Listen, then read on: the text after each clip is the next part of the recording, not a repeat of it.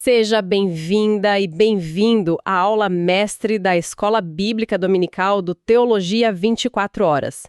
Hoje a gente vai mergulhar fundo na lição 7, a obra do Filho. E vamos usar como base o excelente material que recebemos do Teologia 24 Horas. A nossa missão aqui, é desvendar essa história que se desenrola em 3 atos. A humilhação, a redenção e, por fim, a exaltação de Cristo. E o nosso ponto de partida, o versículo-chave, está lá em Filipenses 2:9. Ele diz, pelo que também Deus o exaltou soberanamente e lhe deu um nome que é sobre todo nome. Esse versículo é tipo o trailer do filme inteiro. Exatamente. É um resumo perfeito. E as palavras que Paulo escolhe aqui, elas são explosivas. Quando ele diz que Deus o exaltou soberanamente, o verbo grego é hyperipsosen. Hyperipsosen. Isso. Não é só um voltar para o céu. O prefixo hyper é como colocar super na frente de tudo. É uma entronização cósmica. Uau! E sobre o nome, para a mentalidade da época, o Shem hebraico, nome era a essência da pessoa, sua autoridade, seu poder. Não era só uma etiqueta. De forma alguma. Então, dar a Jesus o nome que é sobre todo nome é, assim, entregar as chaves do universo a ele. É por isso que confessá-lo como Kyrios, Senhor, é a declaração máxima. Entendi, então isso muda tudo, não é um título honorário, é a descrição da função dele. Ele está no comando. E isso nos leva direto ao coração do que o material do Teologia 24 Horas aponta, né?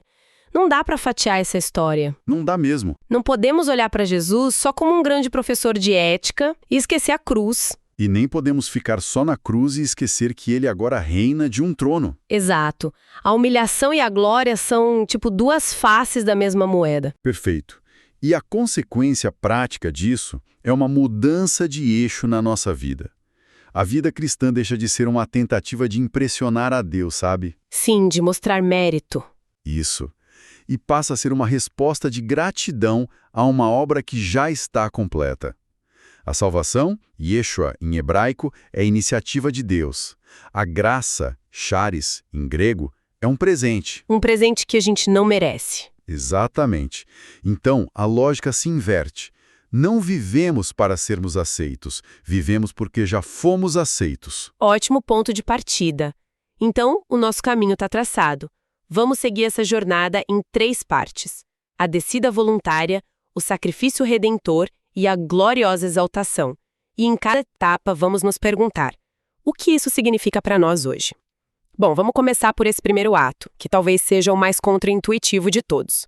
A humilhação voluntária do Filho. A lógica do mundo é se promover, aparecer, dominar. Com certeza. Mas a lógica do reino que Cristo inaugura é o exato oposto. O caminho para a glória passa pelo serviço. E o conceito que destrava tudo isso está em Filipenses 2, quando Paulo diz que ele esvaziou-se a si mesmo.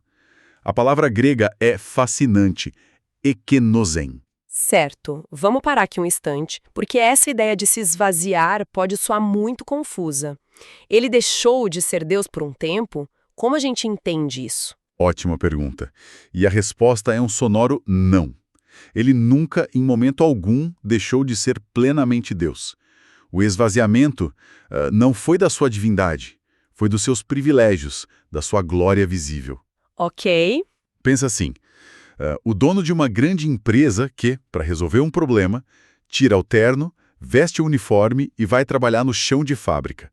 Ele continua sendo dono, mas abriu mão do status para cumprir uma missão. Uau, essa analogia ajuda muito. Cristo fez isso em uma escala cósmica, ao assumir a forma de servo, um doulos. Então a submissão dele ao Pai, que o material destaca, não era por inferioridade, era por unidade de propósito. Exatamente. A palavra grega para submissão muitas vezes tem uma conotação militar. É sobre alinhar-se sobre um comando. Entendi. Revela a harmonia perfeita na divindade, não uma disputa de poder. Submissão, no sentido bíblico, é força sob controle para um propósito maior. E quando a gente traz isso para a nossa vida, é um choque de realidade. Nossa cultura grita por autoafirmação, por vencer o debate. Sim, por estar certo a todo custo. E Paulo nos dá uma ordem, né? Tenham a mesma mentalidade de Cristo Jesus. Essa mentalidade de servo deveria ser o nosso sistema operacional. E a profundidade disso continua. O texto diz que ele não considerou ser igual a Deus como algo a que devia se apegar. A palavra grega aqui, arpagmos, tem a ideia de algo a ser agarrado com unhas e dentes. E ele fez o oposto. O oposto. Abriu as mãos, como Paulo diz em outra carta, sendo rico, por amor de nós, se fez pobre. Isso redefine o que é ser um discípulo. A jornada não é sobre construir nosso nome, mas sobre diminuir para que o dele cresça. É um negue-se a si mesmo de Lucas 9. Menos ego e mais cruz, todos os dias. E o ponto culminante dessa descida foi a obediência até a morte, e morte de cruz. A palavra para obediente, haipos, vem de ouvir sob autoridade. Um ato contínuo de escuta. Isso, e a cruz era o símbolo máximo de humilhação, de vergonha, um escândalo. Mas Hebreus nos diz que ele a suportou pela alegria que lhe estava proposta. A alegria de nos trazer de volta para casa. Exato. E aterrissando tudo isso, a grande verdade libertadora é que a nossa posição diante de Deus não depende da nossa obediência falha, mas da obediência perfeita dele. Romanos 5,19 deixa isso claro. É por isso que podemos respirar fundo e descansar no que ele declarou na cruz. Tetelestai, está consumado. A dívida foi paga. Ok, já entendemos a incrível descida. Mas isso nos leva à pergunta, por quê? Qual era o propósito? E aí a gente entra no segundo ato da nossa história, a obra redentora do Filho. Para entender a magnitude do que Cristo fez, a gente precisa olhar para trás, para o Antigo Testamento. O sistema de sacrifícios, especialmente no Yom Kippur, era como uma sombra. Uma sombra. Sim, apontava para algo maior. Os sacrifícios de animais eram repetitivos. Eles cobriam o pecado, a palavra hebraica é kapar, mas não podiam removê-lo. Então, eram como um curativo temporário para uma ferida que precisava de uma cirurgia profunda. Perfeita analogia.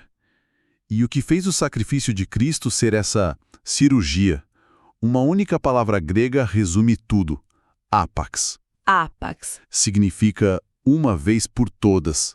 É um ato singular, completo, que encerra a questão para sempre.